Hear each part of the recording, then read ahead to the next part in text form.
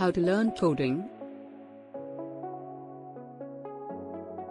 Hey everyone, welcome back to our channel. Today we're going to talk about one of the most in-demand skills in today's world, coding. We'll discuss some tips and tricks on how to get started with coding, even if you have no prior experience. So, let's get started. Firstly, it's important to understand the different coding languages available and which one you should start with. For beginners, we recommend starting with HTML, CSS, and JavaScript. HTML is used for creating website structures, CSS is used to style web pages, and JavaScript is used for adding interactivity and functionality. There are a plethora of online resources available that can help you learn to code.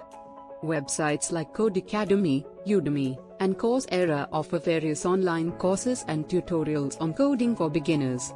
These resources are designed to teach you the basics of coding, so you can move on to more advanced concepts later.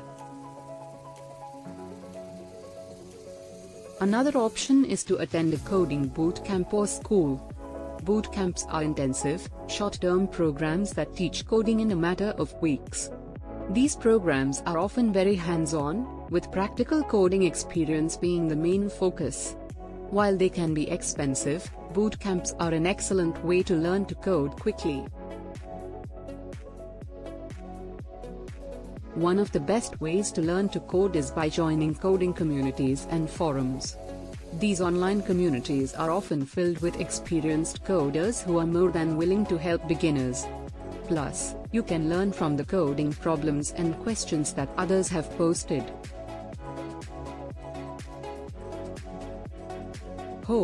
Lastly, the best way to learn to code is by doing it.